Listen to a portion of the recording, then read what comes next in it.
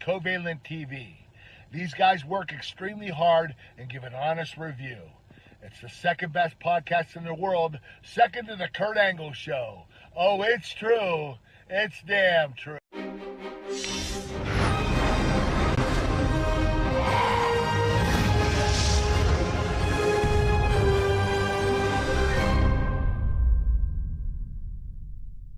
Hey Daryl, hey Warner, this is Thick Mama Pump, Jordan Grace, coming at you through a Snapchat filter because honestly, it's just easier this way for me, for you, and definitely for my self-esteem because I don't feel like putting on makeup right now, and you know how it is. But I heard you guys do a wrestling if I can talk today, podcast called I'm gonna say this right, hopefully. Covalent, fingers crossed, that's how you say it, because I think I would normally pronounce it Covalent, but Covalent Wrestling Podcast. So I hope that is awesome. I hope you guys get, a bazillion views on it or listens or however podcasts work, because everybody does them on Zoom nowadays. But talk to you later. Bye.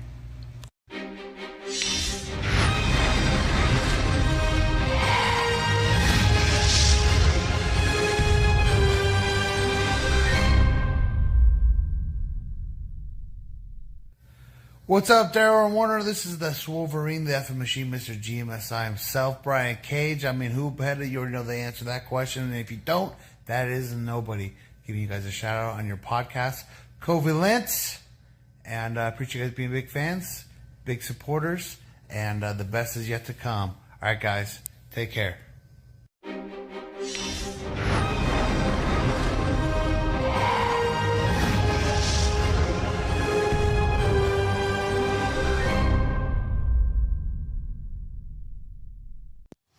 Hey, Daryl and Warner. I just want to say thank you so much for being a fan and watching NWA and being super supportive of that. Hey, everybody, this is Camille Brickhouse, and you're listening to Covalent TV.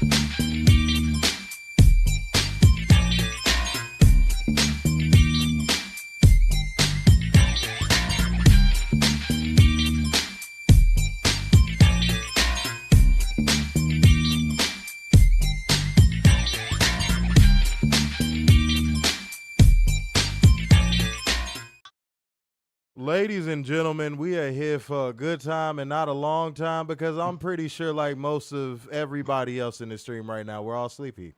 Yeah. Because we're in the United States of America. Yeah. And to the republic for which it stands, one nation under God, indivisible, with liberty and beds for all. I'm so tired, y'all. I ain't gonna lie, this is the most tired I've ever been during the stream. I'm sure my second gear kick in and all that stuff. I saw one of our legacy viewers put in some sleeping emojis. I feel you. Mm-hmm. I feel you. Y'all are the late night goats, man. That sounded kind of pause to the men's. Not the men, the women. Y'all are the real late night goats. I'm tired. I'm just gonna say it until it shakes off. I doubt it shakes off. But yeah. Gotcha, here we are, guys. So that means welcome to your New Japan AEW CMLL Stardom Wrestle Dynasty 2025 live review. It is your boy, Mr. Starksan. Sleepy. That's right. All right, guys. You know, your boy, the Sandman, here is to give you all his good work. All right? Gotcha, bitch. It feel like I was a kid and like the Boomerang little hours finna come on and all the old school cartoons finna come on. Like the Flintstones and Scooby-Doo and shit. I feel Jetsons. like a kid. Meet the Jetsons. That's how I know you sleepy. That's a completely different show. That's the Flintstones. Oh my God. Oh goodness gracious me. I'm sorry, y'all. Let me wake up. We still got a show to do. Y'all gonna enjoy our sleepiness. Y'all gonna enjoy these slurred words that have nothing to do. Messed up names. Yes, you was gonna do that regardless. Yeah, that's true. Motherfucker, it could have been 7 p.m. and your ass would have been Mamo Walabalabi. That would have been you. Either way it went. Momo Watanabe. Gotcha, bitch. You had to think about it, which tells me that you would have failed. Okay. I still got it though. So you sound like a 50-year-old white woman. Gotcha, bitch. I still got it though. I put on my Spanx and I go to town. How do you think I got my husband? It's too late for Werner. It's too late early. I do for not this sound shit. like Catherine. It is Knock too, it off. Sir, it is too late early for this shit. Shut up. Shut the fuck up. You protesting too much for it to be 3 o'clock in the fucking morning. I see what type of wife you'd be. Good God. Lord. Okay. Guys, y'all know what pay-per-views. We don't really do the whole, you know what I'm saying, bring you beautiful people the news, all in one special. Dumbass. Accountable, but we still bring you those facts, data, and statistics as we go. And we still gonna break down this show like a fraction within reason and results based. Yo, yes. Y'all got to be fair to us. Y'all expectations are way too high of us. Now, I know there's some people that might be happy right now because, they did some watch-alongs, but at the end of the day, you still did a 6-hour damn stream. Yes. Gotcha, bitch. We probably going to be out of this motherfucker within an hour. No problem. Yeah. All right?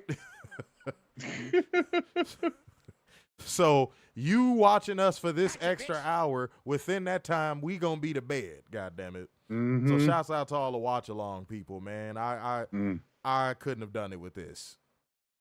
There's no way. But the good news is this, guys. The good news is this. Let me get into my pregame thoughts before my voice goes, because I think I'm coming down with a cold of some kind. So let me get this out before my voice goes. My pregame thoughts on this show is something that is bigger than just this show. What this show showed me is wrestling is thriving at a level outside of WWE right now that I don't think we've ever seen before. I'm going to cut the alert box off for a second because I want to focus. My thoughts are not going to be here for a long time, so I want to make sure I focus on them. But it is definitely a beautiful thing to see pro wrestling reaching a height outside of WWE. And something intriguing happened, Werner, maybe because these people just, I don't know, maybe they fell asleep. I don't know what the case may be. Maybe we'll see the discourse in the morning. But the WWE drones were very quiet about this show. Did you notice that? Probably because it was too late for them. I literally just said that 5 seconds ago. Don't blame it on sleepiness either. You do this all the time. But yeah, guys, I really am inspired and motivated by what everyone is doing right now. It is something that encourages me to do shows like this. It is the reason why we are on this live right the fuck now. Honestly, because this is a show we felt like we couldn't miss. The card looked good. We wanted to go ahead and make sure we covered it. Now, I'm going to give an unpopular opinion. This is still pregame thoughts. I'm going to give a very unpopular opinion, ladies and gentlemen. Y'all may not like this one. Wrestle Kingdom 19, if that was the correct number, correct? Yep. Okay. Wrestle Kingdom 19 this year probably had one of the weakest Wrestle Kingdom cards I've ever seen. Now, some people might, a drone or a Fed Walker might blame that on Tony Khan and AEW for signing all of their top talent. No, you could see that Hiroshi Tanahashi kind of had a new vision for New Japan regardless.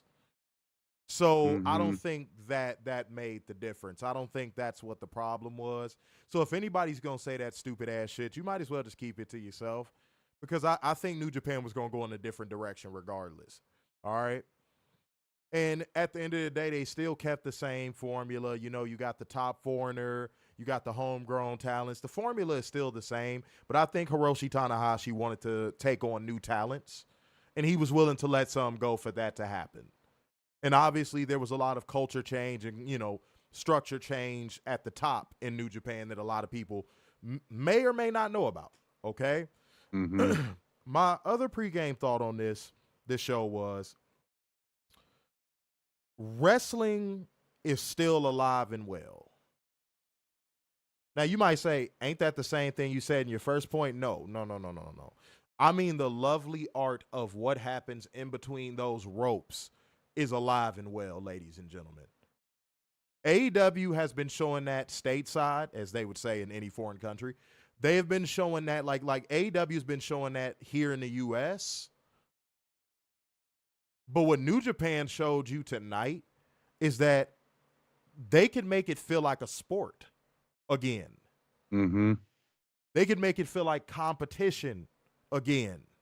Battle of wits, battle of character, battle of, like, it was refreshing to see wrestling at a high level. I love that. Again, we wouldn't be up right now if we didn't.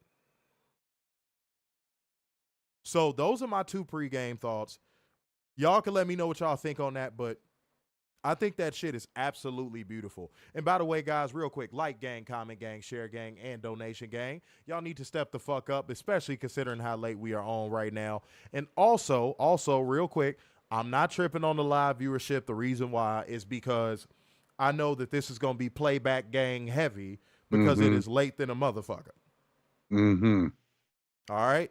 So I'm not mad at nobody. I'm not going to get frustrated if it ain't a lot of live viewers in here. Because fucking it is goddamn 2:30 in the morning where I'm at in beautiful Chicago, Illinois. And it's 3:30 in Michigan. And wherever the fuck Werner is, Michigan. Yes. Mm-hmm. That's literally what his town is called. Wherever the fuck Werner is.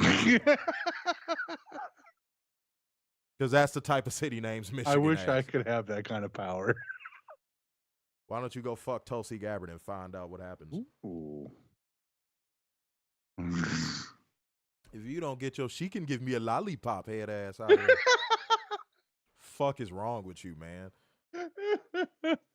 You sent for bitches that look like they wear granny panties. Tulsi Gabbard looks like she wears granny panties. Sorry. That bitch look like she wear parachute panties. You just can't. Sorry, Warner. Sorry, man. Hate to inform you. Now you know who would be a spicy meatball? AOC. I bet she wears thongs. Yeah, that's a little spicy little thing. Warner gets on me about that. I don't give a fuck. I'd fuck the shit out of AOC. I would not stick around for conversation after. No. But that woman could get it. I don't know what it is about that annoying ass bitch. That is the perfect medium ugly bitch. You just want to fuck the Democrat out of her, right? I swear to God. Remember what I told you off camera? I said she wouldn't be talking half the shit she talking if I got a hold of her. Yeah. If I got a hold of her, half that shit she talking wouldn't even be coming out of her damn mouth. All right? But we are not here to talk about politicians we'd have sex with. We are here to talk about Wrestle Dynasty. Werner, give your pregame thoughts so we could go ahead and get into this show. You know, outside of WWE, you know, wrestling is alive and well. And, you know, I was thinking about this today earlier. AEW and New Japan has brought back the greatest question. What if this happens? What if that happens between each match? That's a good pregame thought. You know what I mean? Like, what if this person won? What if this person did this? You know, like, you don't get that with WWE. That's a good pregame thought. That's probably the best pregame thought you've ever had on a pay-per-view. But like tonight, like I was like, man, what if this person won this match? Mm-hmm. You know what I mean? Unpredictability. Yeah, the unpredictability of this show. Mm-hmm. You know, what if Tony trusted this with this? What if Tanahashi trusted this person with this? You know, like the great what if. is back in wrestling outside of WWE. Now, and it's great. Here's the thing though, dude. Here's the thing, and I love that pregame thought. Here's the thing though. When the WWE drones and fair walkers wake up and they see, you know, highlights of this show and all that stuff, and you know they're gonna try to shit on that, right? Oh, I don't care what they say. I'm just letting you know. Like, Yeah. I want you to, basically I'm telling you to enjoy it. That feeling Yeah. you have right now, try Yeah. to bottle that up and enjoy it. Because when they wake up, bro, you know what's gonna happen. It's gonna be drone accountability galore. Oh. And they only gonna react to highlights. They're not gonna react to, like, you know, the whole show. No, they're not gonna watch the show. They're not. They're going to literally look at a clip and react to it. Like most social media does with everything. So guys, anybody in here that agrees with Werner's point, try to bottle that feeling, please.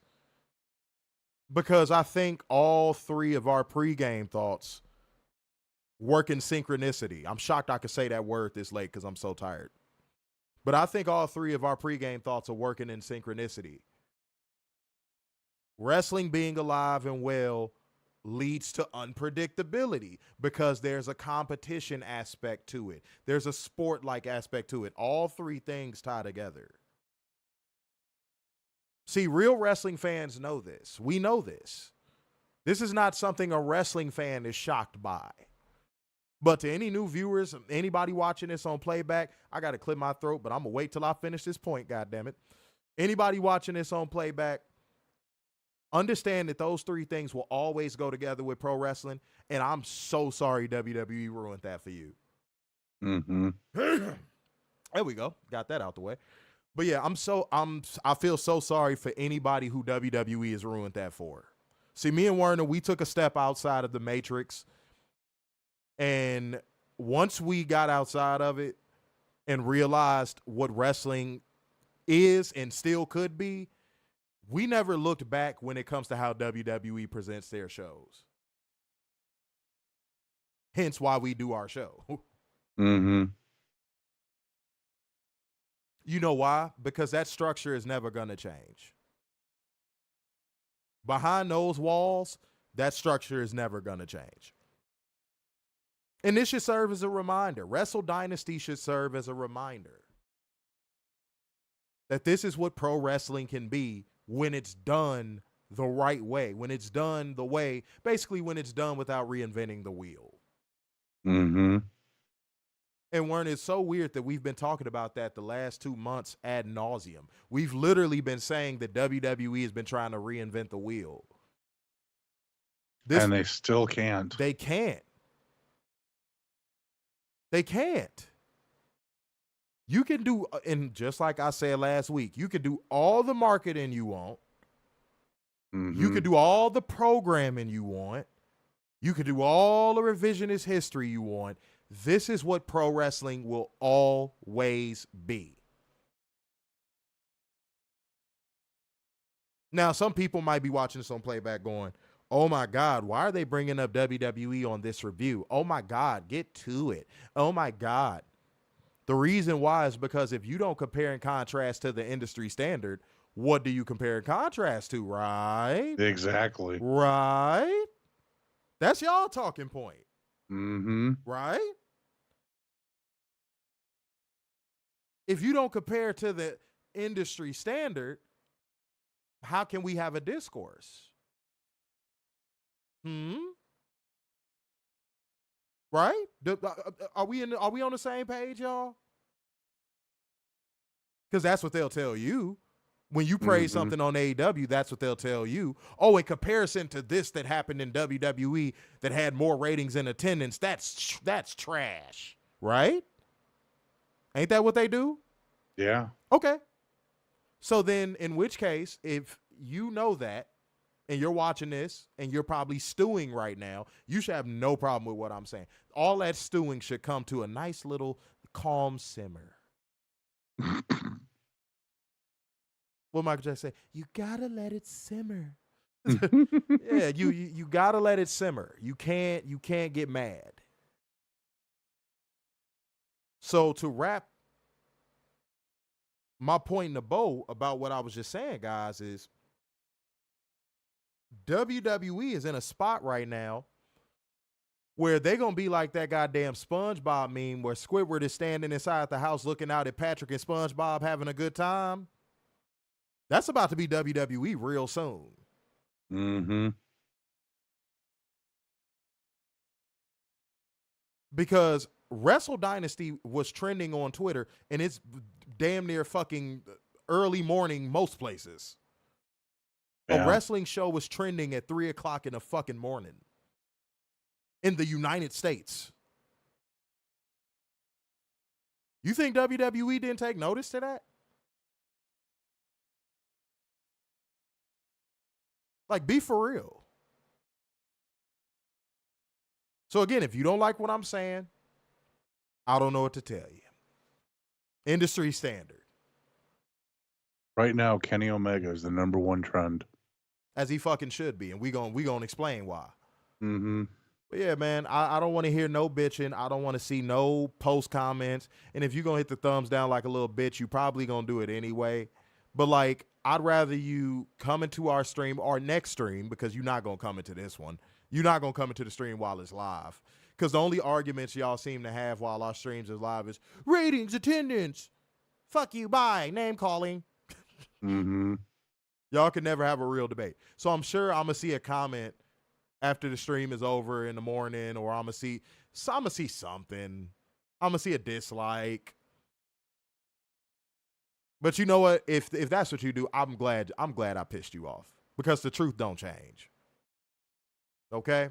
I'm gonna read a couple comments and then we're gonna get into the show, guys. Damn, I'm shocked y'all are even in here like this right now, man. I'm not even gonna hold you.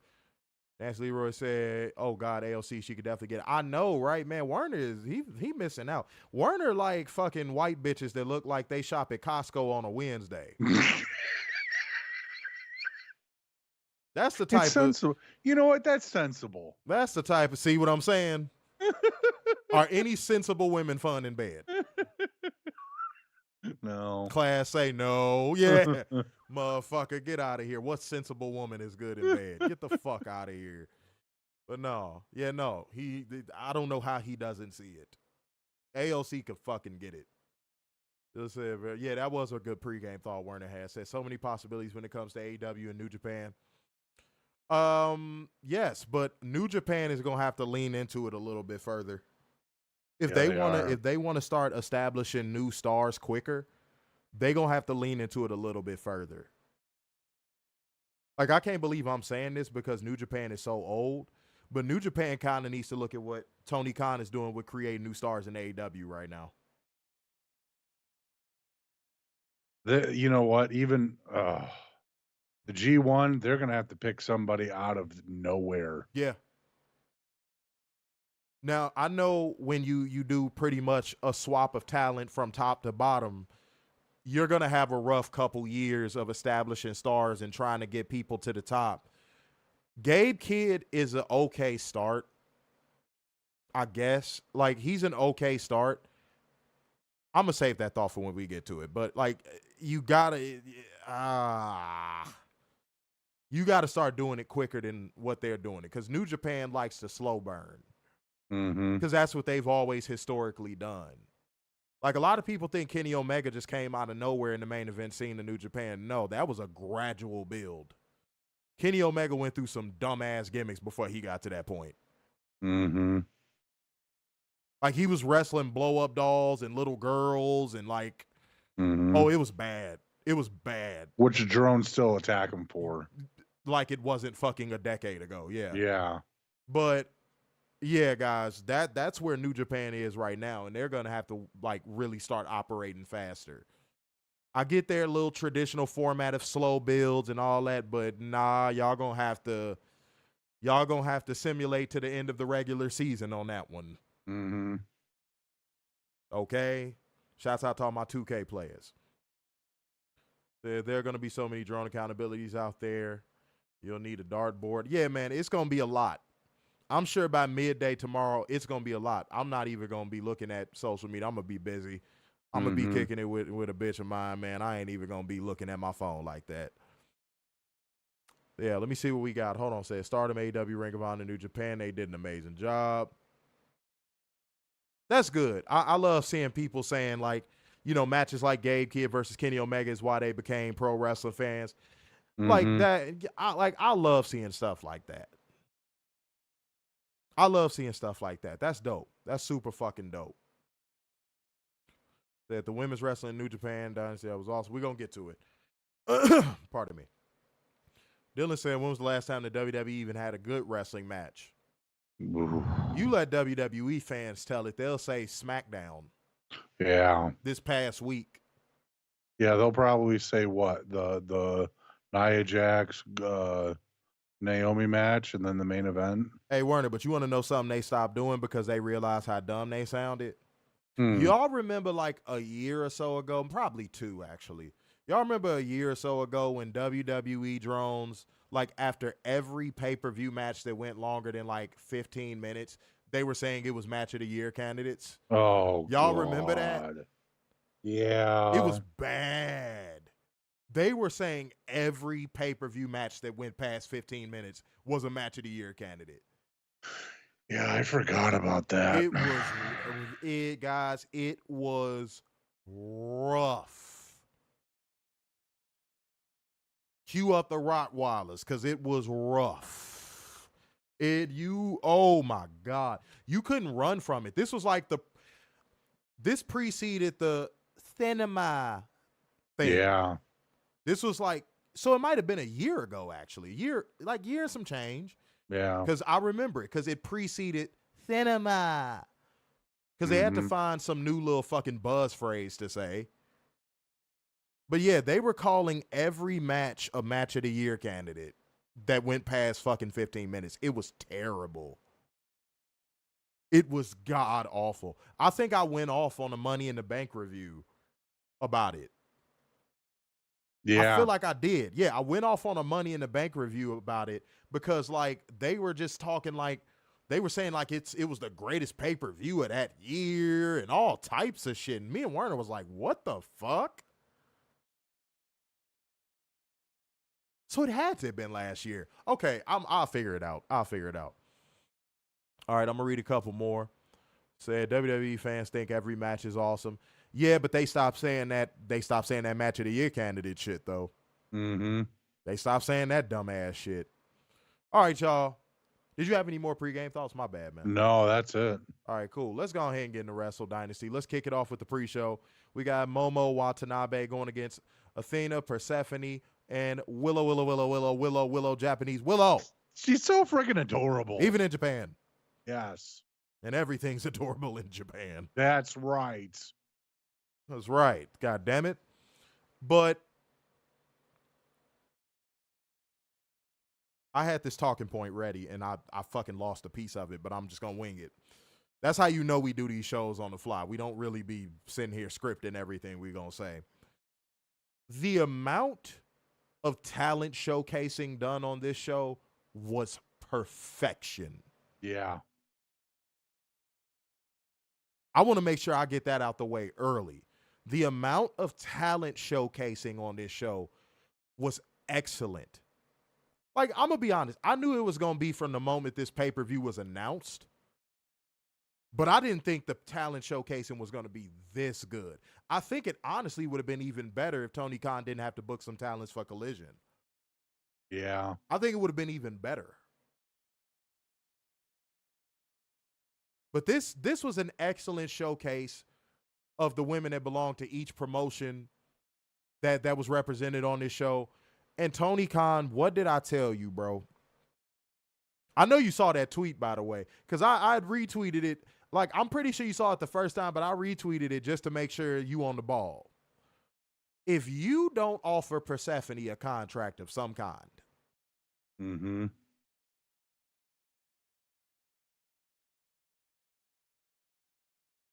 Tony, if you don't see, I'm going to say something controversial. I think once she starts trusting herself in that ring a little bit more, and that mental clock goes away, I think she has the potential to be better than Stephanie.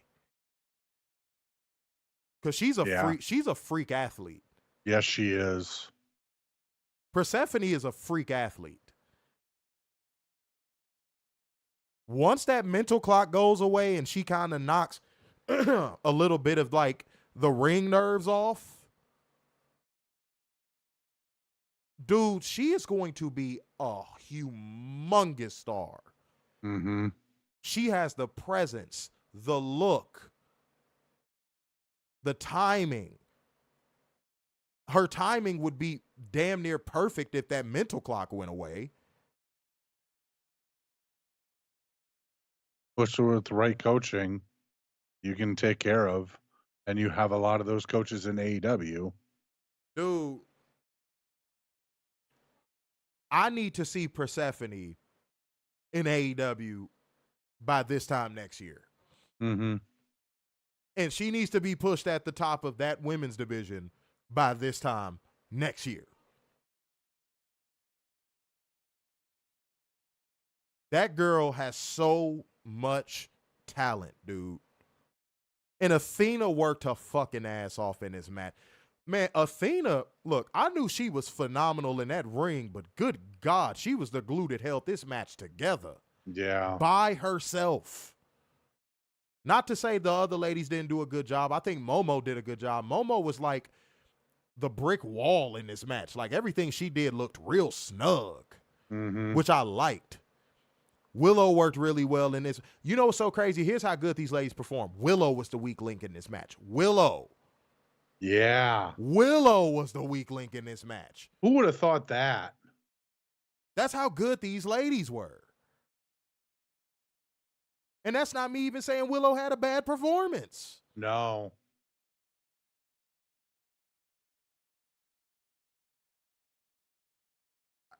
Look, I'm going to say it again, and then I'm just going to go to the result.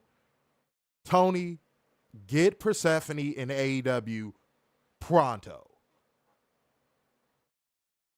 Don't let WWE see this show and buy her up from underneath CMLL, and now you done lost 2 damn Stephanies. Yeah. But again, I think she has the potential to be better. Because Stephanie is phenomenal. But with Persephone's athleticism, man, look. But Momo ended up picking up the win in this matchup to win the International Women's Cup.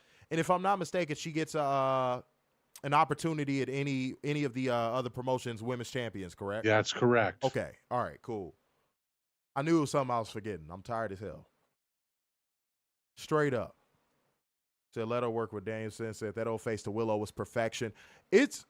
Man, look, New Japan DMCA's everything, and I should have remembered because they call it, like, if we didn't even post no clips directly, it was just like photos and shit, and they hit us, and I was like, God fucking damn it. I'm glad it ain't take the page down, though. Right. I'm so glad it ain't take the page down. I would have been hurt. But, yeah, no, New Japan, y'all got to fix that because how else a motherfucker's going promote your shows if they can't post nothing? So yeah, I had to take, if y'all wonder why all the New Japan posts on the Covalent TV Twitter page went down, that's why. I had to go ahead and delete those because yeah, man, I ain't finna get no strikes. No more strikes on that page, man. That shit just ain't gonna happen, man. Worked too hard to build it up. Worked way too hard to build it up. And Twitter is super hard to grow on. Mm-hmm. But shouts out to Momo. She did really great in this match. She worked really snug in this match.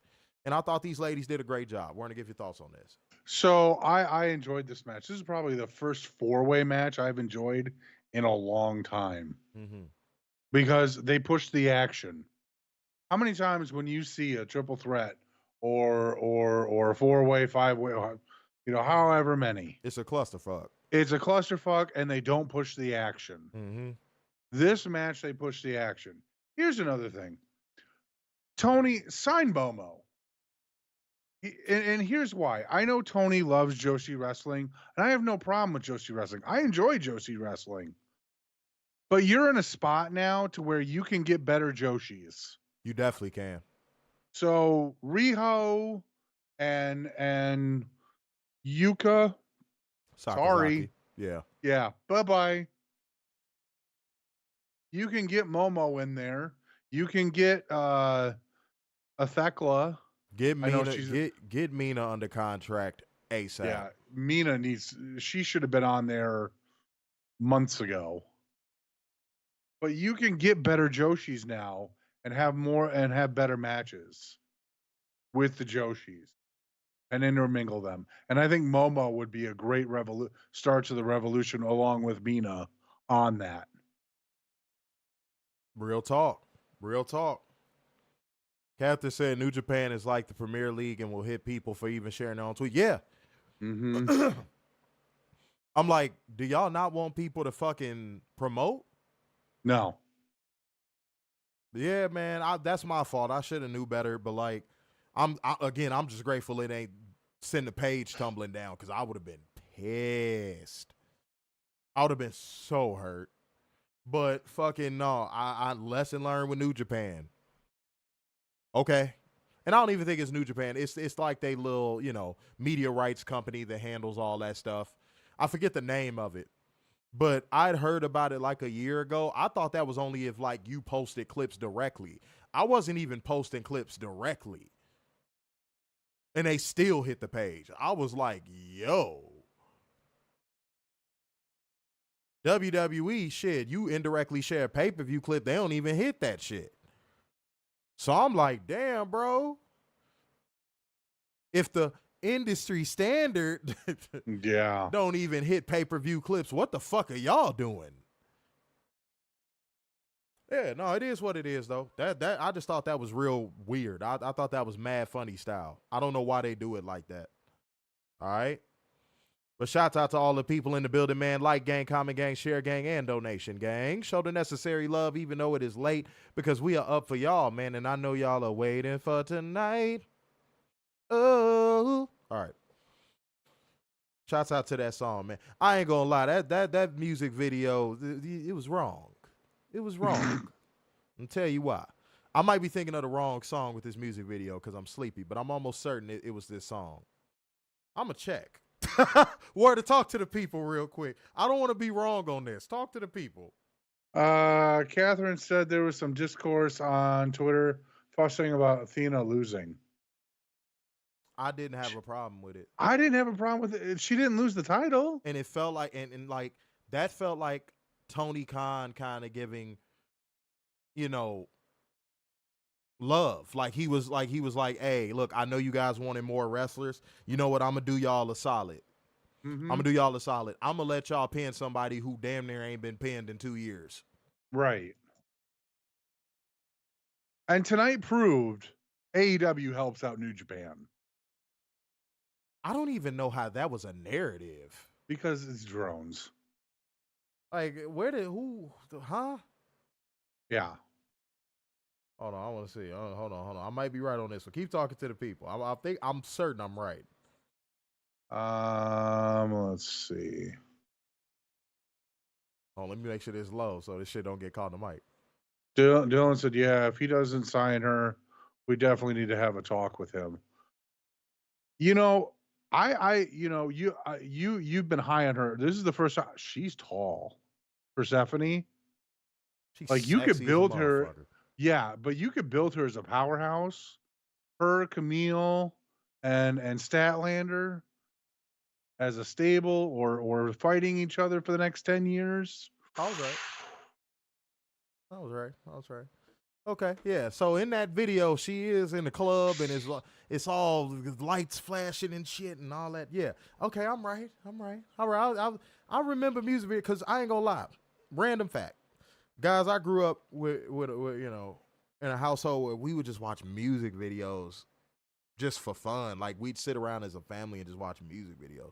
So like, yeah, I was trying to remember in that fucking music video that Waiting for Tonight, because I remember it was green lasers and I'm like, was she in a club? And she was in a club at a portion of the video. All right. So my memory still works even though I'm tired. But to get back on brand, Persephone has, just like Stephanie, Persephone has this intangible that you just can't teach. Mm-hmm. Like, even, like, I'm going to give y'all a little bit of homework. Do it in the morning. I don't care when you do it, actually. Well, it is morning, but you know what I mean. Go watch her. She don't have many interviews, but go watch this one interview where she's talking to this dude. It's like a stand-up interview. Like, she's not sitting down or nothing. She's standing up. Dude's just there with a microphone. They're just talking. Just even look at the way she stands. It's just like fucking superstar written all over her. Okay. Like, even the way she stands, but especially the way she walk. The way she walk. Oh, yeah. That girl got a walk on her. Oh, yeah. That girl got a walk on her. She got a walk that make you look at her. I love that walk. That walk that girl got on her, boy. I can't tell y'all how underrated that is to men. Women's watching this stream. I can't tell y'all how underrated that is to a man. Mm-hmm. She walk like she knows she a bad motherfucker. So shouts out to her. But no, she definitely has some intangibles that I think under the right circumstances and the right promotion, those intangibles will be tapped into. And it was some dumbass motherfucker under the post that I did where I was hyping her up and telling Tony Khan to be on the ball with her. Talk about and CMLL, she's like Britt Baker. I was like, if you don't fucking stop. She's CMLL's Britt Baker. I said, you got to quit that shit. You got to stop smoking that shit. I've seen her perform enough times to just know that's unequivocally fucking false. Commentary during this match. Go ahead. Oh, God. That commentary team really needed to shut the fuck up. Because every time Persephone did anything, she's just like Eddie Guerrero. She's just like Eddie Guerrero. She's from El Paso. She's just like Eddie Guerrero. That's an Eddie Guerrero move. Warner, I'm going to keep it a buck. Whatever is like the opposite end of the spectrum of Michael Chode. Like, same plane. So, like, it's lateral. It's not better. It's lateral. Like, if Michael Chode is in one end zone, this commentary team was in another. Like, they were in two different end zones on the same field. Warner, it was certain points during the show where I dead ass turned my volume down. Yeah. It's They were awful, bro. Yeah. And it's one portion of the show where, matter of fact, I should say it because I'm probably going to forget. It was a portion during the Kenny Omega Gabe Kidd match where I'm like, oh, you're never going to get work on Forbidden Door. No. You're never going to get to like do anything with AEW directly. Because one of them, I don't know what his name was. Was it Chet? I can't remember. I have no idea. He was saying the most disparaging shit about AEW on commentary. And you could tell like it was like half kayfabe, but like another half of it was like, you ain't really playing around. That and it's like he does. They act like they never watched the programming either. Yeah, bro. New Japan, I would make sure that they don't work on any projects because they're going to fuck up the partnership. I would make sure that they not on the next event for sure. It seemed like you grabbed two Fed walkers and put them on commentary. But let's keep going, man. Sons of Texas, Dustin Rhodes and Sammy Guevara going against House of Torture, which consisted of Sho and Werner. I'm going to try it myself. You ready? Okay. Yoshinobu Kanemaru. Okay. See that? See how easy it is to just actually sound things out instead of just letting your tongue take its course with words? I got Yoshinobu okay, goodish. The what? I got Yoshinobu goodish. First of all, you can't say I got it and then say you got it goodish. You filthy Americans. But the Sons of Texas won by pinfall to retain the Ring of Honor tag titles. Error. It's starting to feel like with Dustin Rhodes and Sammy Guevara, once you've seen one of their matches, you've kind of seen all of them, which is why I think they're teaming. Mm-hmm. Plus, I think they're also teaming because Tony Khan was like, Dustin, do me a favor and keep this dumb motherfucker in check. Yeah. That's what I really think it is. I think it's a babysitting job more than anything. Mm-hmm. But, like, yeah, there you have it. All right, let's get into the main card. Taiji Ishimori won the 8-man Lucha Gauntlet. Let me tell y'all something right now. Put in the controller emojis. Oh, God, yes. Put in the fucking controller emojis. This was another one of those matches, y'all, that the showcase aspect of it, you probably can't get any better. Just the showcase aspect of it alone. The match was good. We know the match was good. But the talent showcase level in this one was through the fucking roof. Mm-hmm. Teton, I've seen perform multiple times as well. Excellent fucking performer. Mm-hmm. Huge potential. I pray he doesn't go to WWE. Mascara Dorada had an excellent fucking performance in this match. I'm trying to think. Taiji Ishimori, I've seen him perform well over 20 plus times now. Hechicero, we've seen a bunch. Was he in this match? Yeah. Oh yeah, that's right. I forgot. Yeah, they started this off. I forgot. My fault. That's my fault. That was a brain fart. Hechicero. I'm gonna tell you what I like about Hechicero. What you see is what you get with fucking Hechicero, dude. Mm-hmm. He's not gonna give you a bad match on a bad night. Like, his baseline is decent. That's his baseline. He's probably one of the more crisp wrestlers I've seen, especially in Lucha Libre. He's probably one of the most crisp wrestlers I've ever seen in wrestling ever. I don't think I've seen Hechicero have a bad match yet. And I've seen him well over 20 times in person now, too. I don't think I've ever seen him have a bad match. No matter who was standing across that ring from him. So shouts out to Hechicero, but Teton, dude, you got the goods, bro. You got the goods, bro. Straight up. I hope CMLL builds around you, bro. Big time. That motherfucker, again, CMLL is full of people that just have really good intangibles. Mm-hmm. And would you know it? That's what happens when you let wrestlers wrestle. No. And figure themselves out without throwing scripts at them. Mm-hmm. Like Sabu said in our interview. Go check that interview out. Yeah.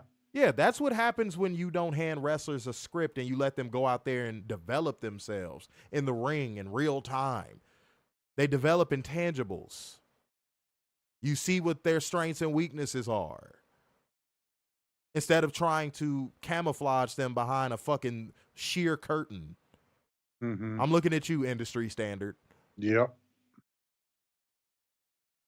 Because I'm going to be honest, because that's all Tiffany Stratton winning that women's championship is. Trying to hide her weaknesses behind a sheer curtain. That may be an unpopular opinion, by the way. I'm willing to accept that. All right. Let's keep this shit going, man. We got Hiroshi Tanahashi and Shibata Bread going against each other in an exhibition match, which was 5 minutes long, and it ended in a draw. And they grappled a little bit, and they chopped a lot. Mm-hmm. And the whole story on commentary was like, New Japan refuses to clear Shibata. Like, apparently his injury was so bad that they're like, we won't even clear you for a match longer than 5 minutes with the president of the fucking company. But you're okay in AEW. Yeah, dude, like whatever operation he had must have been ridiculous. Because if Japan is not clearing this man for a match longer than 5 minutes, why the fuck is he wrestling? Right. Okay. Wait a minute, Werner. Hold on. I got to do this, though.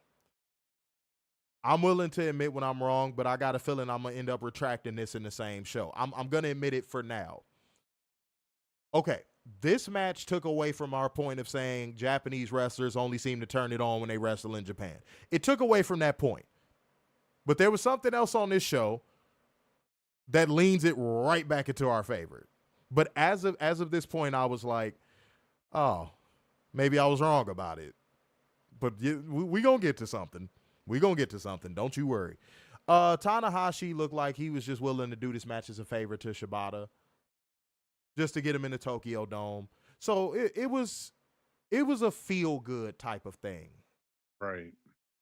I had no problem with it. It was what it was. But go ahead, Warner. Give your thoughts. I thought one thing, and we haven't done this in a very, very long time. We're really glad that you're our friend. Oh my God. And this is a friendship that'll never, ever end. Yowie wowie. Warner, I'm going to need you to go fuck yourself. It is too late for that shit. You like a 4-year-old. You like a cat running through the house at 3 a.m. Jesus, where's this energy during fucking 10 o'clock at night? You got this shit at 3 o'clock in the damn morning. Oh, 9 o'clock show up to sign me off. I'm too tired. But you singing fucking songs at 3 o'clock in the morning in the middle of an apartment in Michigan. Go to hell, Werner. Eat a dick. The hell is wrong with you, man? Then get mad when I say it's opposite day. Motherfucker, your whole psyche is opposite day. Yeah, sing song time with Werner. Fuck off. I don't even want to cover this show no more. Jesus. All right. Next up, holy fucking shit. Cheat code. Cheat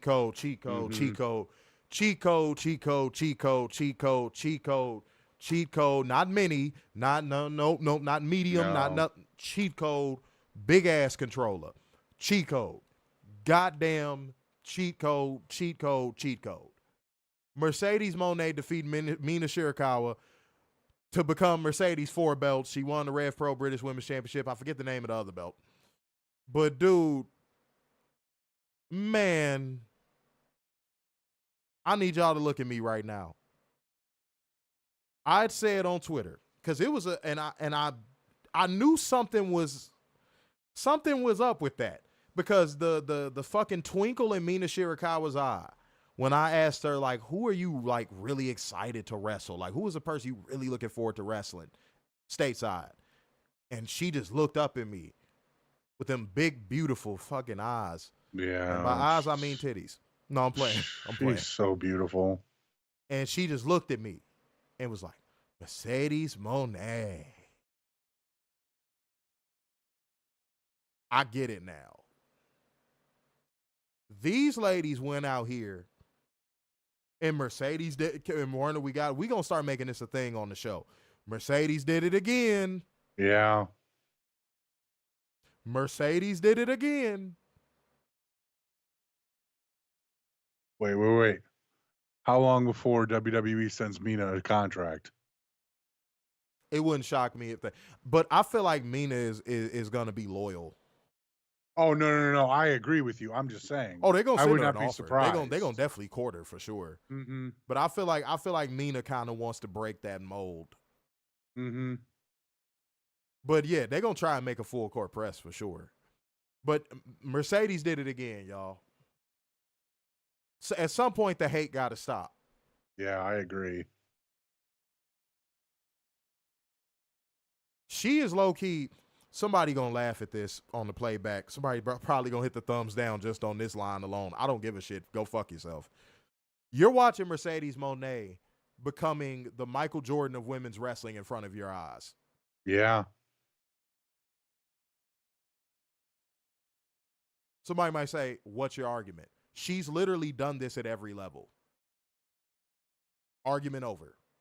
She's literally done this at every level. And not only did she do it at every level, she did it at a level in a company that don't even allow you to do it at this level. Facts. So that should really tell you how great she is. Not only that, the run that she's had since she's left WWE. That encompasses my point, Werner. Yeah. But I mean, it's been God tier. But dude, I'm telling you, at what point are we gonna have the conversation that she's slowly but surely working her way up to GOAT status?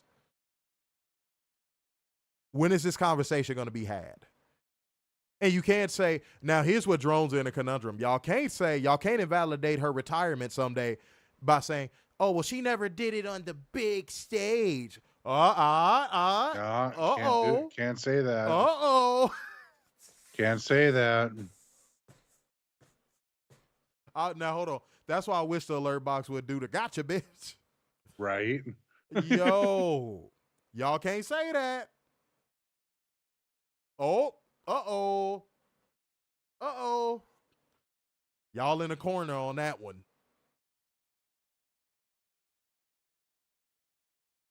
This is like watching Michael Jordan on his second three-peat at this point. Mm-hmm. I think right now the only thing standing between her and GOAT status is Trish Stratus. I think she got to do this for about 2 to 3 more years. I think she's past Lita now. Mm-hmm. She has to do this for about 2 to 3 more years. If she could do this for 2 to 3 more years, GOAT. Yeah. Sorry. And you know why? And you know why I would have to say that, Werner? Trish Stratus ain't do it outside of WWE. That's right. And she never will. Unless she just randomly decides to just shock the world. But yes. Yeah, that would be a huge shock. That'd be insane. If Trish popped up on AEW, that would be insane. Or just her at an indie? Dude. First of all, I don't think there's an indie on the world that could afford a Trish Stratus appearance. No. In the ring. No. Probably for a signing, yeah, sure. But like in the ring, no. That's why I said AEW. If she popped up in AEW for any even if it was like a one-off, even if she just worked one program, and let's say it was against Mercedes. Let's say it was against Mercedes. Let's say Mercedes goes up to Tony Khan and goes, I will literally give back some of my own contract's money for you to get Trish Stratus in here. What will it take? Like, for fuck's sake, we saw Macho Man in TNA. Yeah, that's true. It was short-lived, but it happened, though. It happened. That, you never know. Never say never in pro wrestling, bro. Never say never in pro wrestling, dog. Because I didn't think Jade was going to leave AEW. If I'm using the most recent never say never, I didn't think Jade Cargill was going to leave AEW. She had it made. I thought she was going to be one of those women that led the charge of AEW women going into the future. That's what I thought. But yeah, don't sleep. And with this new TV money, if Tony Khan goes, hey, Trish, I got a cool little motherfucking $7 million for you to come work this program with Mercedes. You down? You think Trish turning that down? No. She'd be crazy. She ain't going to turn down nothing but a collar. Straight up. No, Adrian, I already broke it down, bro. Yeah, I know. Already broke it down. You're repeating my talking point back to me. I already broke it down why they don't like her. But yeah, man. She got about 2-3 more years of this before she passes up Trish. So, Mercedes, keep doing what you're doing, beloved. Same advice we give Tony Storm. Yeah, pretty much. Keep doing what you're doing. All right? Which, that's going to happen sooner than later. Yeah, oh, yeah. Oh, buddy. That's going to be phenomenal. Speaking of women getting their thickness back. God, Tony is getting that thickness back fast. Oh, my God. I saw on Collision tonight. I was like, Jesus. That girl got some thighs on her, boy. All right. The next up, in a mini cheat code, and I say it with a question mark at the end of it, because like I knew this was going to be hard hitting, but this match was surprisingly technically sound. David Finlay going against Brody King. David Finlay defeated Brody King via pinfall. This match, I don't know. It had something. It felt, how do I put this? First of all, it was refreshing to see a big man match without a crowd going, me. Yeah, that was nice. First of all, that's what you know what? I just answered my own question. That's why I think this match just felt bigger. It had a big fight feel around it for whatever reason or another. Mm-hmm. But I think it was probably due to the crowd treating it that way instead of just meat, clothesline, meat. Yeah. Warren, I hate that shit with all of my fucking existence, bro. Same. But they even did a little bit of character work for David Finlay after his match because he was looking for his IWGP Global title, which he had lost yesterday to Yota Tsuji at Wrestle Kingdom. So, even stories were getting told, man. Oh, you said a bad word. Yeah, I don't give a fuck. Okay. At this time, I don't give a fuck. You know, Go ahead, Warner. So I'm going to be in the minority here. I think the wrong person won. Elaborate. I really do. Elaborate. I really do. I think Brody King, needed it more. Because I mean, he's been on a roll in AEW, but to establish him on this international stage, he needed that win more. That I just, because we all know where David's going. We all know by the end of by this time next year, he'll be in NXT, yucking it up with whoever, while Brody King is feuding with like Ridge Holland or some shit. Yeah. While Brody King's still out here getting this good work. All right. And this could, who knows? This match could have elevated Brody King to TNT or even world title contention. So, Werner, I'm going to meet you at the front gate on this one. I feel like if this was the result they were going to do, they should have just sent Buddy. Did you? Yeah. Okay. Yeah. No, I agree. Like, if this was the result that they were going to go for, they should have sent Buddy. Because I can't disagree with the talking point Werner just said because I brought it up. I brought it up on, which review was that? Fuck. But I just brought it up recently about how David Finlay is probably on his way out. Like, he's finishing out with New Japan. So, yeah, he's probably going to be in NXT this time next year. Like I said, probably feuding with Ridge Holland or some shit like that. Mm-hmm. Over a shillelagh or some stupid ass shit. Mm-hmm. And then his dad will be special guest referee. Right. Yeah. Y'all know how NXT do. So, yeah, that I don't disagree. I still think the match was really good. No, I'm in agreement with the match was great. I think the wrong person won.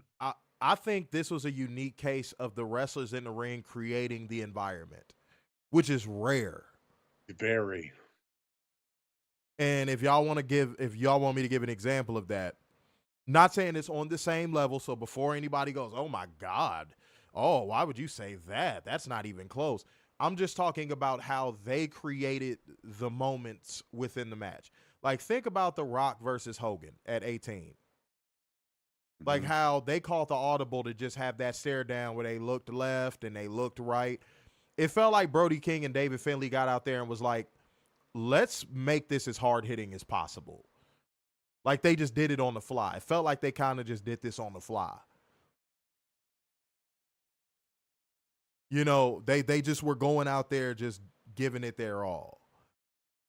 So shouts out to them. But yeah, I feel like if this was going to be the result, you definitely should have probably sent Buddy. For sure. I don't disagree with that. Because, yeah, it's going to look bad if David Finlay is in fucking NXT this time next year and now this is on footage. Yeah. It would just look bad.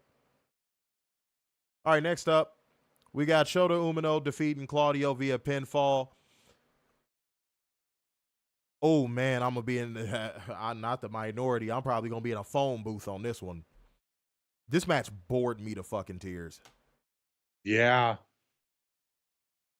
This match bored me to fucking tears. These two had zero in-ring chemistry. Zero. Negative chemistry, if even possible. This match bored the shit out of me. It felt like Claudio was just like, I'm just here so I don't get fined. Yeah. Tony told me to come out here. It looked like they pushed Werner. Tell me if it had this vibe or not. It looked like they put this match together literally 2 hours before gates opened. Yeah. Yeah. Well, it's funny. I don't know if you saw this, but like, I think around 1 or 2 o'clock this afternoon, Twitter blew up with Claudio starring on a German wrestling show, like on TV. Mm-hmm. So I don't know if he just flew in from Germany, said, "Hey, this is what we're doing," and then they went out and decided to put the crowd to sleep. Yeah, I wasn't feeling this. I wasn't feeling this.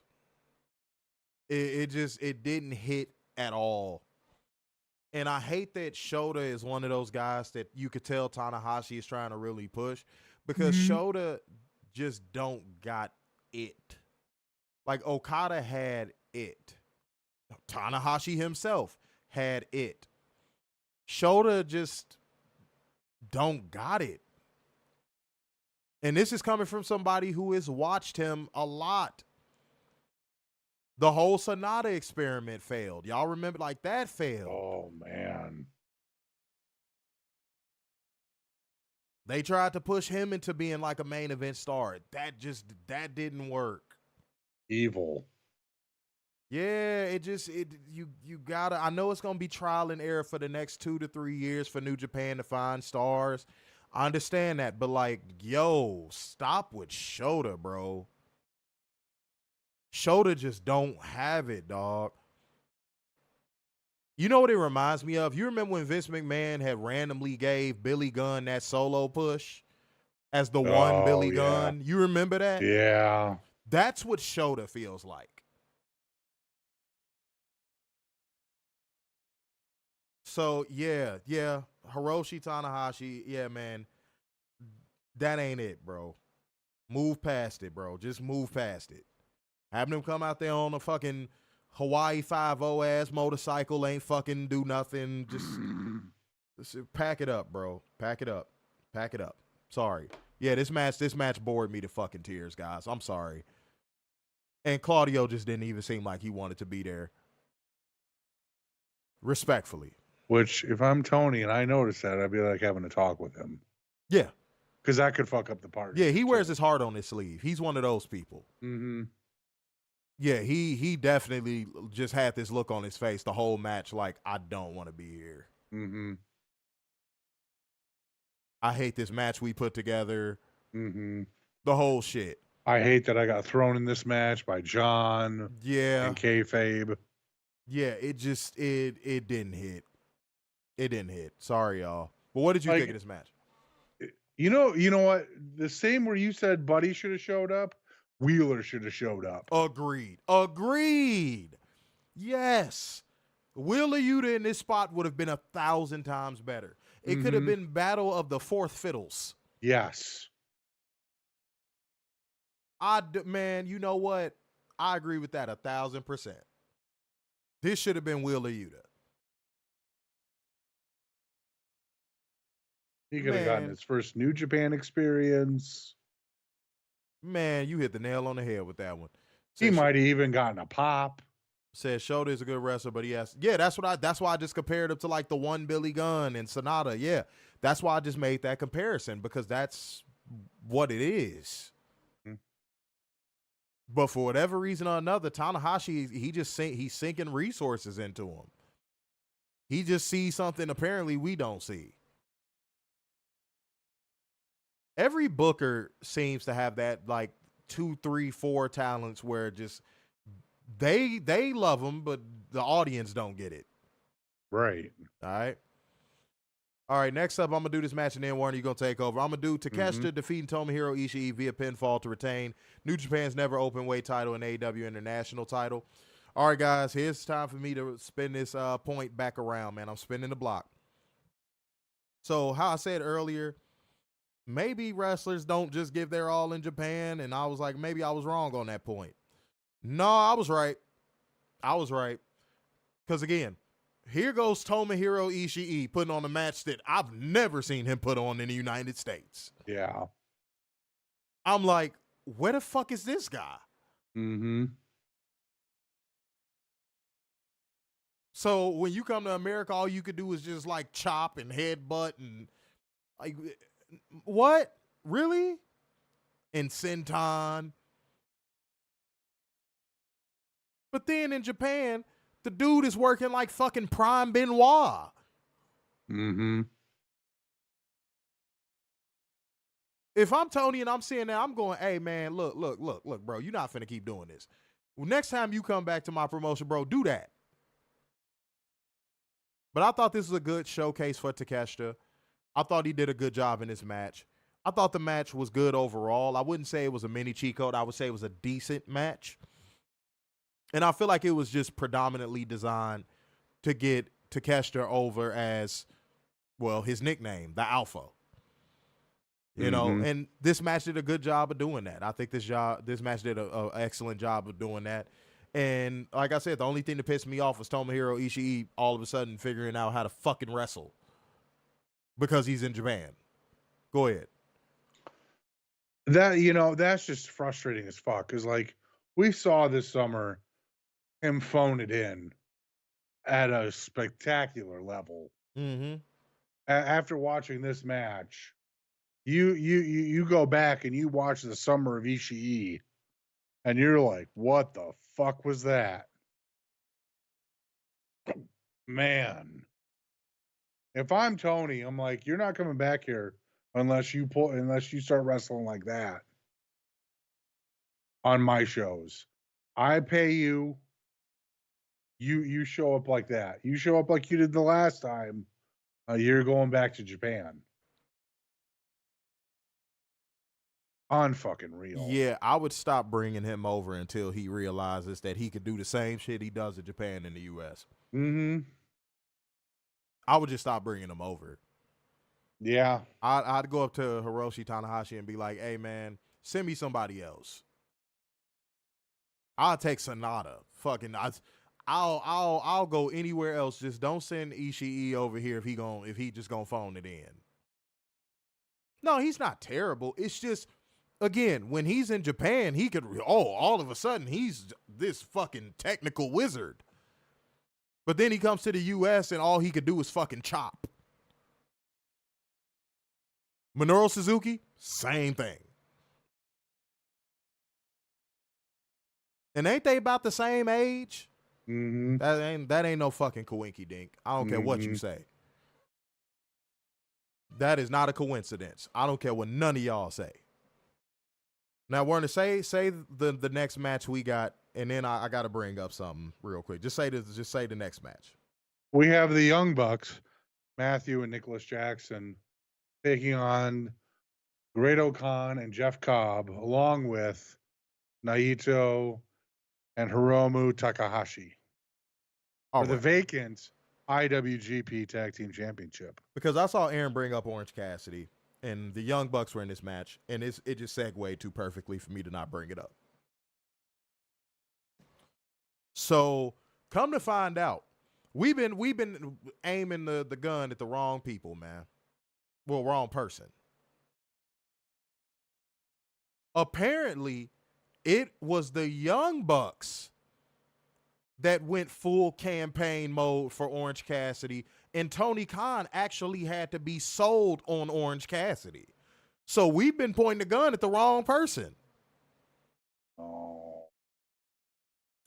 When I found that out, I said, you gotta be shitting me. So the Young Bucks are responsible for this fucking Orange Cassidy shit we constantly have to deal with? Let me guess. He's from California. That's why. Yeah, I guess so. I don't know. I don't know where he's from. I've never given a fuck to look up where Orange Cassidy is from. But yeah, Tony Khan had to be sold on Orange Cassidy. Like, he just didn't even care for him. Ain't that a bitch? Tony, I'm a man. I apologize, bro. We was aiming a gun at the wrong person. You still in charge of the book. So it's not a full apology, but it's an apology on saying you planned this out from the start.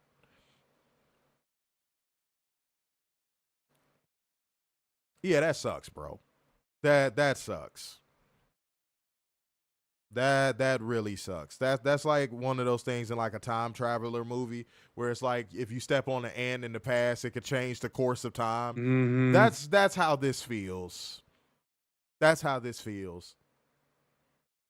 Like, man, if the Young Bucks weren't a part of the Elite, we probably wouldn't deal with Orange Cassidy, right? Yeah. Who knows? Would we even get AEW? Yeah, it could set off a whole bunch of shit. It could definitely set off a whole bunch of shit, for sure. All right, y'all. Let's keep going. Oh, matter of fact, you get a result. I'm done. Yeah, Young Bucks hit a Meltzer driver on Great-O-Khan for the win. I thought the Young Bucks did what the Young Bucks do whenever they go to Japan. I thought they turned it on. Mm-hmm. I like their presentation in Japan a lot better than I do in the United States. I do. I've always felt that way, even before AEW existed. Mm-hmm. Straight up. New Japan presentation over Ring of Honor presentation. Like, I've always felt this way. There's something about the way they're presented in New Japan that just is so much better. Alrighty, up next we got Yota, Tatsu. No. I knew you was going to fuck up somebody's name at some point. Yota Tsuji.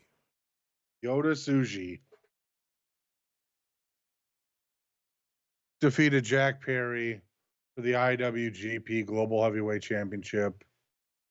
He collapsed under the force of a devastating gene blaster. That shit sounds so paused to me. Oh, yeah. When I saw it on his Tron, I was like, the gene blaster? Fuck does that mean? Yeah, that shit, I don't know if I like that catchphrase, but he goes to Abercrombie and Fitch and just shoots jeans. Then again, Japan is known for being real perverted, so yeah, but like the gene blaster,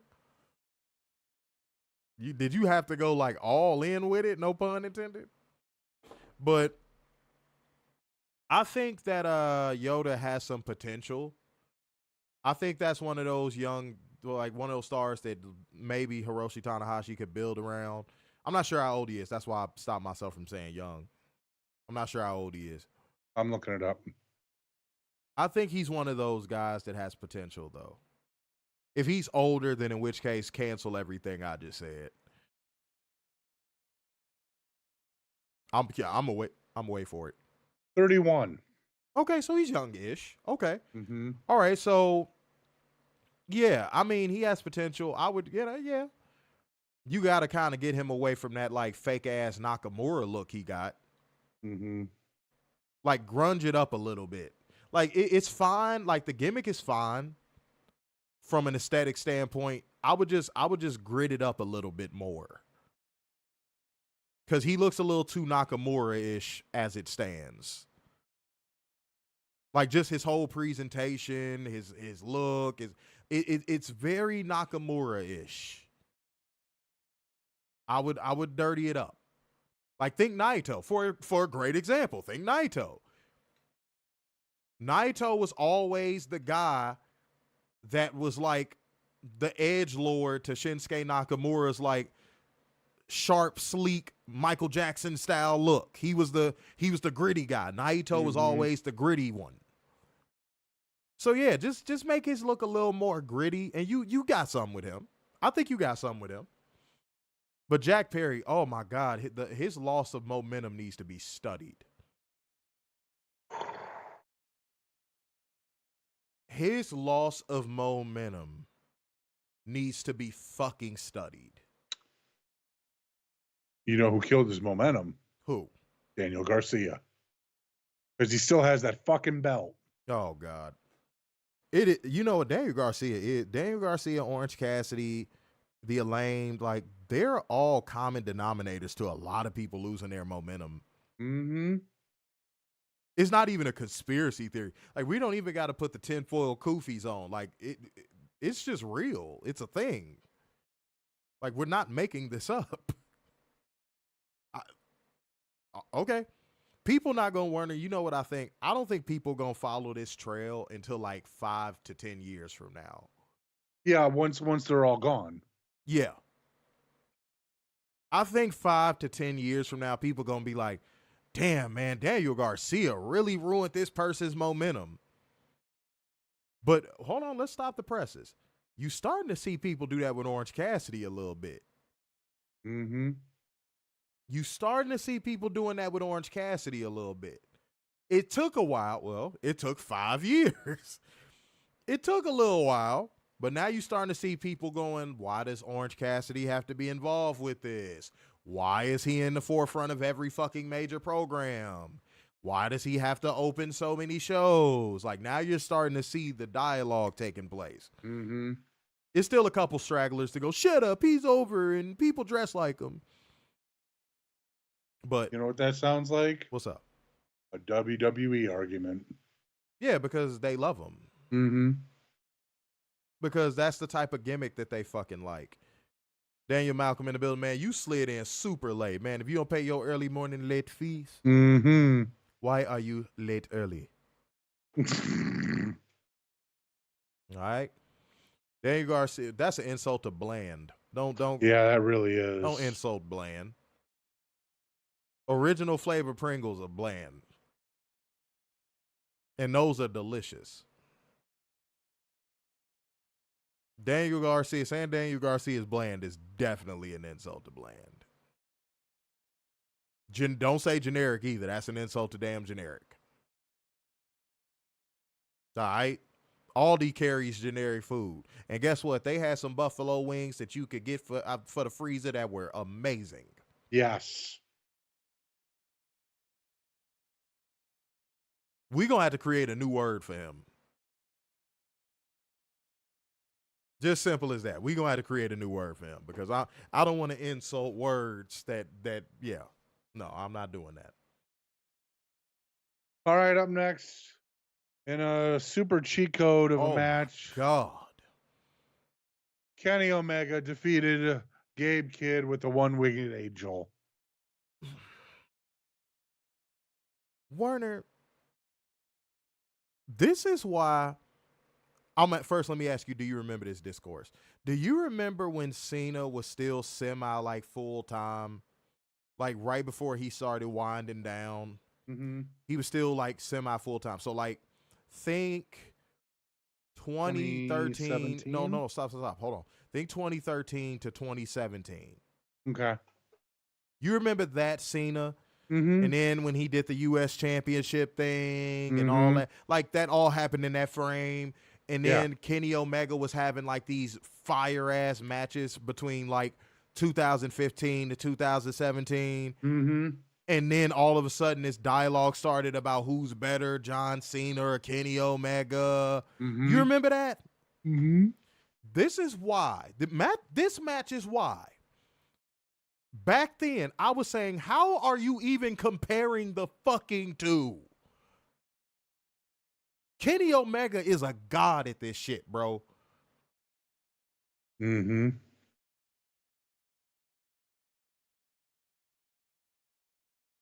Y'all gotta stop, dog.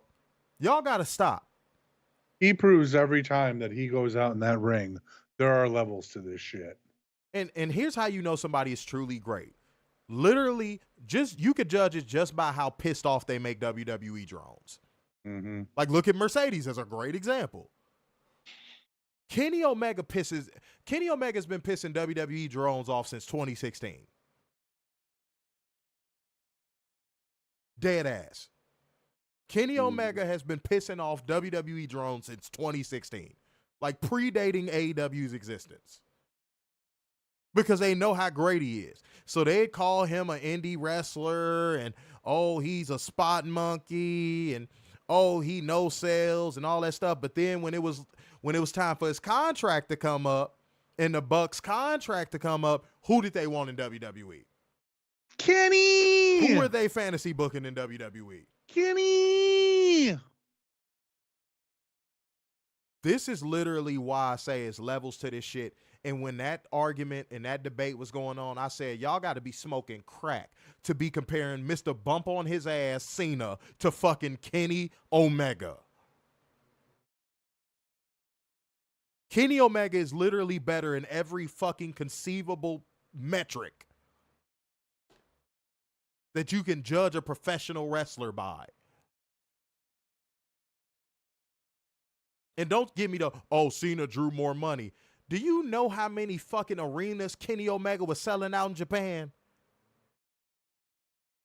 Do you know how big of a deal it was when Kenny Omega came over to the U.S. for shows?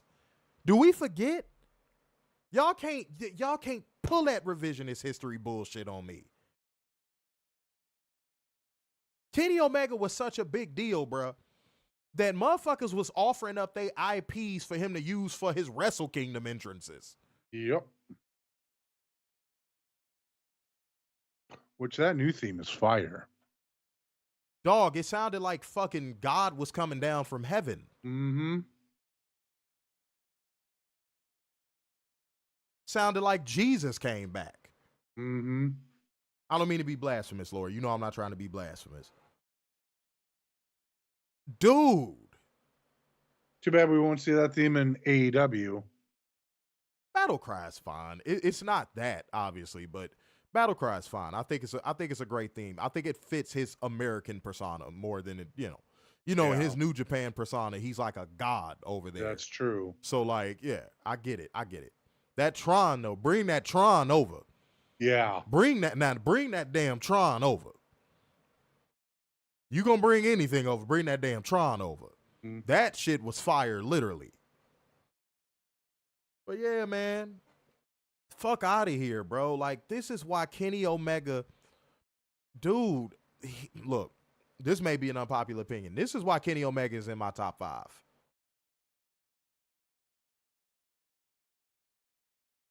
Seriously. I mean, Kenny's in my top 5. Why wouldn't Kenny be in the top 5?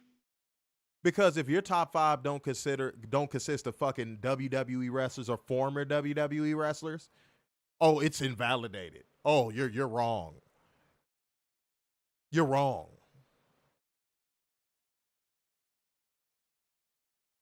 I'm not. You can't look me in my motherfucking face and tell me John Cena throughout this whole little last run is gonna have a match like Kenny Omega had tonight. No, not anything close.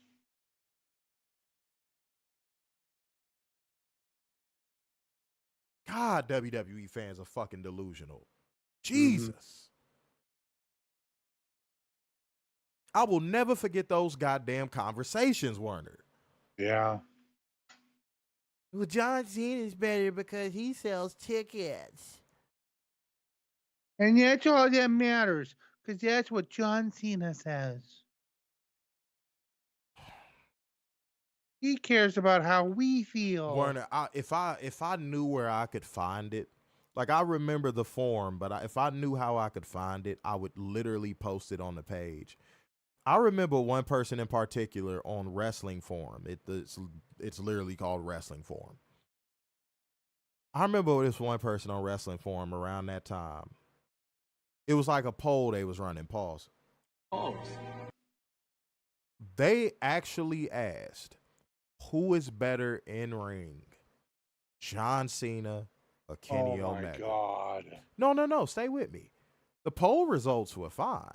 Okay. It was the actual comments that were like, what on earth? Because drones are bitch made. Mm-hmm. they'll drop a comment and run and not explain it. They'll drop a comment, run, and not explain it. It was one dude in particular. I will never forget it. He had a Roman Reigns avatar picture with him making like this face that looked like he just jizzed. Like he's like biting his lip and holding his fist like this. Like he's like.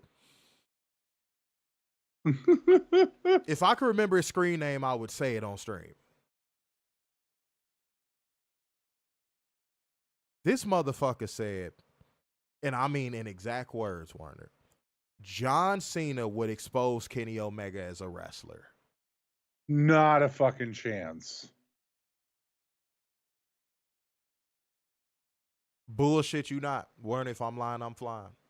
Oh, I believe you. No. Like... No. Bullshit you not. I have not looked at wrestling for him since. Dead ass. Since that day. Since I had enough. At that point, I had enough. I said no. These people, that was the moment where I realized WWE fans are fucked. Like in every which way. But this match was a fucking cheat code. I really don't got nothing to say about it. This shit was excellent. Go ahead. All right, up next in the we both ran out of energy match. Oh my God. We got Zack Sabre Jr. Defeating Ricochet for the IWGP World Heavyweight Championship when Ricochet tapped out. This felt like Tony doing a solid. Mm-hmm. Maybe it was something that was supposed to happen that couldn't happen because like a talent missed a flight or something like that. This seemed like a makeup. For what? I'm sure we'll find out. This just seemed like a makeup. Like because you and I were talking about Swerve on Friday. Something probably was supposed to happen that ended up not being able to happen with an AEW wrestler, likely Swerve. And yeah, Tony was like, you know what? Because of this inconvenience, sure, I'll have Ricochet give a verbal tap, whoop-de-whoop, cool. I told Werner this story before we got on camera, guys. After that Kenny Omega match, by the way, hold on. Let me not overlook one thing in this match. I don't want analysis to get lost in us being tired. Just like how I said about Will Ospreay,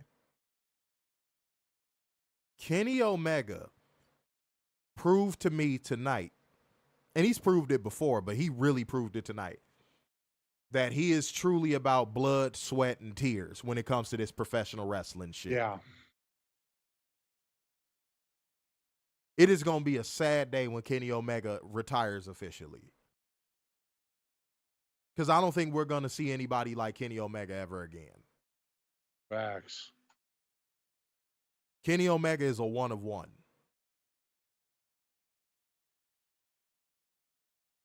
It's sad not more people appreciate him. But to get back to the match, but I was telling Werner, like, the Kenny Omega match ended, and I came to the computer desk. I was like, cool, yes, I'm ready to go. Let's get it. And I looked over at my TV, and I'm like, why are they panning out like another match is finna happen? And then the graphic popped up on the screen, Richard O'Shea versus Zack Sabre Jr., and I said, fuck. Y'all, I was out of gas. Mm-hmm. I was out of gas. I was like, I'm going to watch this match, but my brain is off. So I can't give proper analysis on this match. I'm going to take a page out of Werner's book and say, for me, this match was just there because I literally just did not have the brain capacity any longer. I was too tired. I just could not find myself focusing on the match. Same. Not that it was boring, not that it was bad. So I'm a mulligan this match. I'm not going to say if it was good or bad. I'm going to mulligan that match. I could not lock in. Sorry. I apologize, guys, because that's not like me. That's not like me at all, but I just could not lock in. I didn't have the energy. Yeah, it was tough. It was tough because I was ready after the, I think with everything that went on in the match with Kenny and Gabe, it's like that was the main event. Like that felt like the main event to us, and like, hey, we still got this cool down match for you. Yeah. But good on Ricochet for main eventing a pay-per-view at the Tokyo Dome. That's really dope. Yeah. That's really dope. Not many people can say that. Yeah, I'm glad he got that opportunity. That's super dope. And yes, Hiroshi Tanahashi did cry on camera after that Kenny Omega match with yes, Gabe he Kidd. did. Oh shit, I forgot. It was one thing I wanted to comment on with Gabe Kidd. Gabe Kidd. Y'all gonna hate me for this one. Y'all gonna hate me for this one. Y'all really gonna hate me for this one. He looked strong in defeat. He did. And he's their top foreigner now, and I understand that. Y'all gonna hate me for this. And I think he did great in this match. I do. But his personality, he comes off as such a fake-ass Conor McGregor, try-hard, tough guy. Mm-hmm. It is like, it's so bad, bro. He needs to shed that, like, ASAP. Especially with all of his comments towards AEW. Dog, that, oh my God. Dude, or at least tone it down. Maybe that's what I meant to say. At least tone it down. Mm-hmm. Like, it comes across as a little too try hard. Just dial the knob back just a little bit, bro. Less is more. Like, think early heel Sheamus. Ooh. Like, where he was just an ass kicker. Yeah. Like, you could see his opponents in the ring like, this motherfucker is really hitting me. Ow. Mm-hmm. He came out there with that fiery ginger hair and that fiery ginger goatee. And his pale skin. He never really said much. No. That's more so what you should aim for. Because, like, the fake tough guy dude bro Conor McGregor thing, that's not the answer. It don't work. It don't work. Especially considering you look like every fucking burly white boy from the southern U.S. ever. All you're missing is a six-pack in your hands when you come down the ring. Yeah, dude, you look like you work on a farm in Kentucky. Like, you're built like a farm boy. Like, if you were built like Brian Cage, it might work. But, like, dude, you're built like a farm boy.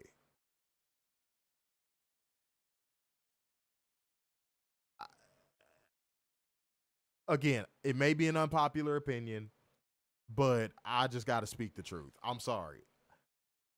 It may be unpopular. All right, let's go to ratings, man. Let's go to ratings. I was teetering with this one. I'm trying to account for the mulligan on the main event because I got burned out. Mm-hmm.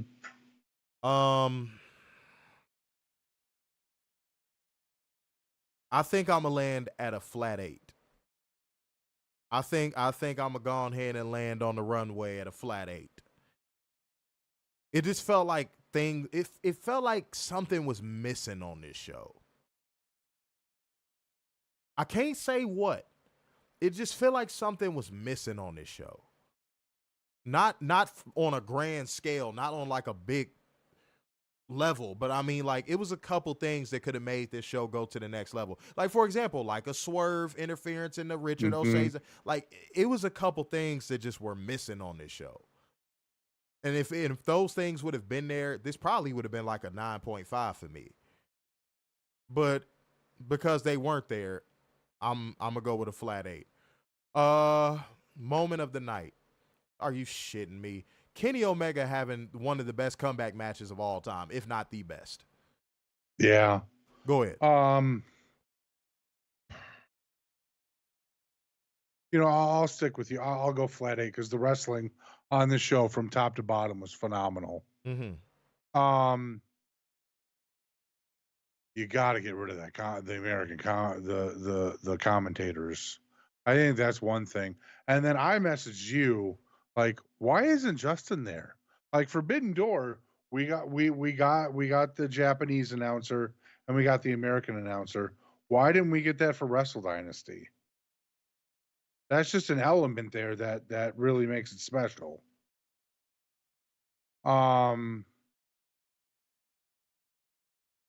Yeah. Moment of the night. Jesus.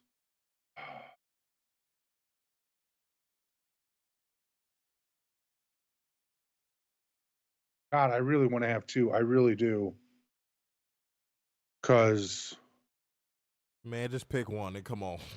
all right, I'm gonna go Mercedes and Mina, cause God, name a woman who's just on another fucking level right now. Yeah, Mercedes is everything people think Charlotte Flair is. She's literally everything people think Charlotte Flair is. Well, at least what WWE fans think Charlotte Flair is. Right. Because I've never seen somebody whose matches are as overrated as Charlotte's. Mm-hmm. The first match that Charlotte ever had that I was like, yo, that was some shit, was that match against fucking Rhea Ripley at fucking WrestleMania just like a year ago. Mm-hmm. Well, 2 years ago now. So, yeah. All right. Over 200 people on the Twitch. That's what I'm talking about, man. There we go. Yeah, I understand that Gabe is the top guy in now. I said that. I already acknowledged that. I already said that like way back towards the beginning of the stream. Mm-hmm. Like I understand that, but like, that character work, dude. He gotta dial that shit back a little bit. It's way too forced. They should go back to the farm. Yeah, he looks like a farm boy. He's built like a farm boy. He don't got the look to match that character work. He just don't. My favorite match was Mercedes Moné versus Mina. So I'm at a 9.2 because I locked in on the main event. Okay. Said 8.5. The wrestler was great outside of Claudio versus Shota. The English commentator is terrible. Moment of the night, Kenny versus Gabe. Yeah, man, that commentary was awful. Oh. It was awful. Clark Khan said Mercedes is everything people think Becky is too. I think WWE drones know Becky sucks, but they just don't want to admit it. Mm-hmm. That's the reason why I brought up Charlotte, is because they don't ever say Charlotte sucks. And they probably protect Becky because she's now a mother. Yeah. Becky, they deep down inside, they know Becky is trash. They do. Said Mercedes is everything. They say Sylvia is. Okay. Larkhan said Mercedes is the best horsewoman. Yeah. I mean, like. By a mile. Yeah. Said Wrestle Kingdom was the best show I've had. Okay. Just cut off. All right, y'all. I ain't got no clear to air other than the air that is about to go into my lungs to yawn so I could take my ass to bed. Yes. All right. So, y'all, we gave y'all an hour and 43 minutes of this good work, man. You know what I'm saying? We stayed up late just for y'all, so run these numbers up on the playback, which I know y'all will. I'm not even tripping on it. But even yet and still, man, over 200-plus people watching live right now at this late. Man, you can't knock the hustle, man. Yeah. You can't knock the hustle. All right, y'all. So, therefore, going to sleep, going to nap. I'm so tired. It's your boy, man. No, I'm playing. It's the epitome of black excellence. It's the King of Dimes. Just your boy, Mr. Stark, saying, Mr. Sandman, bring me a dream. The beacon of hope worldwide, the Messiah of semi-cute sixes, and the eternal pessimist, Big Dub. We can't get out of here on that note. Hold on. I'm gonna play that one. God damn it. Warner probably hoping I don't see this, but I'm doing it. I'm doing it before we get out of here. We're gonna sign off on this one. Wait for it. Play, bitch. I'm trying to get out of here. This thing takes forever. I swear to God, this thing takes so long. This thing takes so fucking long, dog. You know, I'm just going to read it. But your boy Gay Uso came back in the building for you, Werner. Oh, said, Daddy Werner awake. Yes, Lord. Oh, yeah. On that note, Werner's going to have some sweet dreams. We finna get up out of here. Yes, you are. No. Yes, you are. Your prison bitches are back. No. Peace out, y'all. See you Monday. On Netflix.